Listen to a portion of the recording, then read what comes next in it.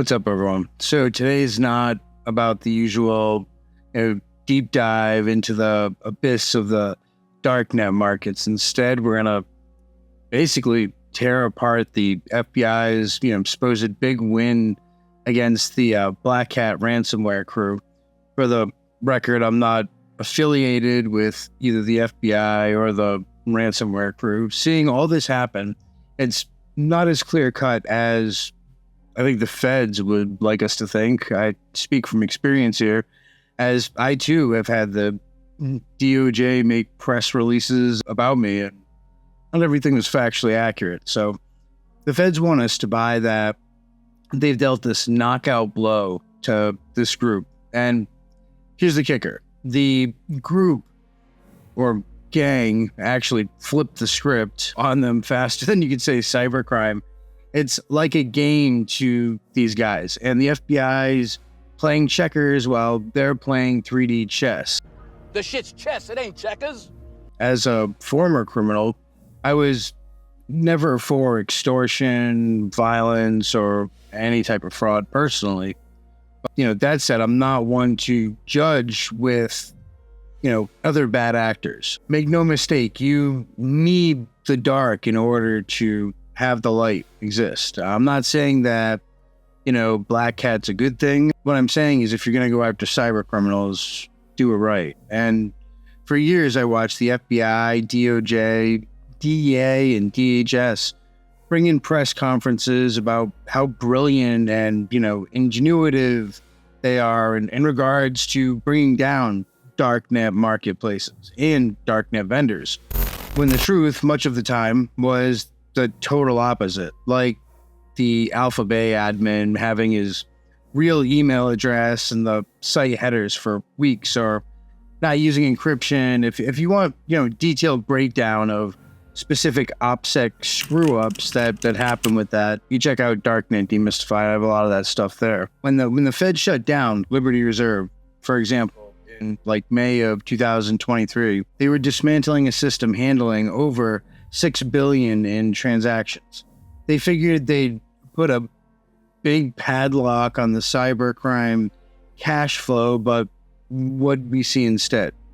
Well, we saw an explosion of alternative digital currencies. Bitcoin, for example, took off like a rocket. For example, the value of Bitcoin surged from about $13.45 in 2012 to a peak of $1,131 in November of 2013, making it the new darling of both legit and not so legit online transactions. So shortly after that, we moved on to the Silk Road saga. When the gavel came down on this particular marketplace, the Darknet didn't just roll over, it doubled down. And research tells us that within a year, the number of Darknet marketplaces increased by over 300%. And when we talk about Darknet activity skyrocketing by 600% since then, we're talking about a multi-billion-dollar shadow economy that's thriving in the corners of the internet that many people still to this day have absolutely no clue even exists. Make no mistake, this isn't just about quantity. The quality of these operations has gone through the roof. I mean, AlphaBay, for example, was pulling in between something like $600,000 and $800,000 a day before it got hit by the cybercrime squad. These markets have become more user-friendly, more secure, with escrow systems and customer service that put some legitimate online retailers to shame. When the feds play whack-a-mole, they are not just missing a few moles here and there, but missing the entire colony. After major market takedowns, we see a 30% increase in drug sales volume on the Darknet. And that's not just drugs, it's data breaches, hacking tools, you name it. The demand doesn't just vanish, nor will it. It just shifts. It's an endless cycle of takedowns and tech ups. So what's the takeaway from all of this? Every time the feds put on a show thinking that they've won the war, they're barely winning the skirmish. It's like cutting off one head of a hydra only to find that two more are spitting venom right back at you. Yet every time it's done, they throw a party by holding a press conference and patting themselves in the back. Now, I'm not advocating that the feds do nothing because it's their job, and nor am I saying that, they haven't accomplished anything. So make that clear. What I am doing is pointing out the folly of always thinking that because you held a press conference, it's over. It's very far from the truth. So going back to the ransomware group, these guys didn't just, get mad. Like they got even. They now are basically saying, the gloves are off, hospitals, power plants, your grandmother's pacemaker, nothing's off limits. The FBI's showboating might just have opened Pandora's box and killed a good amount of people in the process. Obviously, the people benefiting fiscally are the ones who are really responsible. But the fact that our law enforcement has such a bloated ego that they didn't plan for this or consider it even as a remote possibility is a real issue.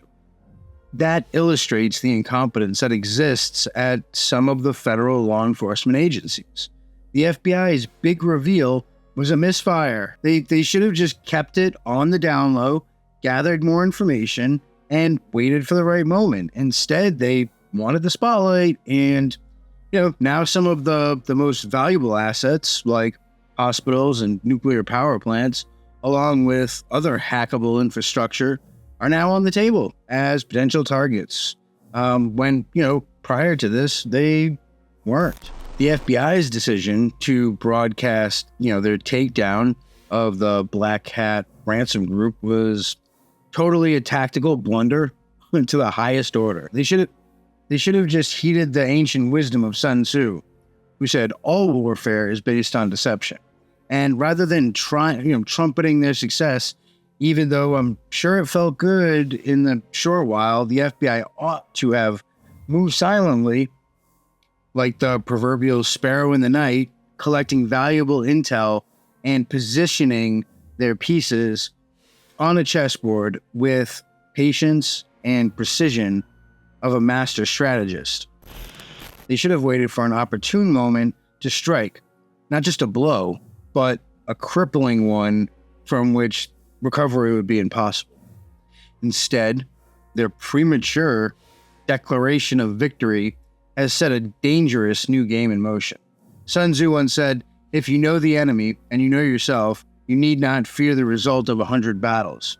However, in seeking the limelight, the FBI has definitely exposed their hand without full knowledge of their adversaries' capabilities, leaving critical systems, such as the hospitals and nuclear power plants that we covered earlier, at heightened risk. We saw the FBI took down their website, and very shortly after that, they took it back. I would argue that this definitely put, a lot of people in jeopardy, the safety of possibly you, me, our loved ones, all in the hands of these federal employees who can't seem to, get over the false peak. And for those of you unfamiliar with the term, a false peak is when you think you will have gotten over the top of a mountain, but once you get over that one more hurdle, there's another. You realize there's another one that's even further, that's even taller, and that's what they call it, a false peak. You keep coming to them. The aftermath of the FBI's display is not a testament to victory, but a cautionary tale. True power lies in the ability to discern the decisive point in any engagement and to act not with reckless abandonment, but with informed precision. The supreme art of war is to subdue the enemy without fighting. To truly combat cybercrime, law enforcement has to embrace a strategy that is as much about unseen maneuvering of intelligence and the subtle undermining of the enemy's networks as it is about the public display of force that they love. It's not about the battle won, but about winning the war. And doing so requires more than just a strategy of show.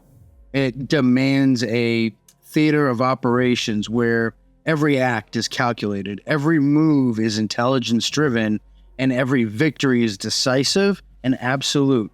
Because at the end of the day, make no mistake, that's exactly what the other side is doing.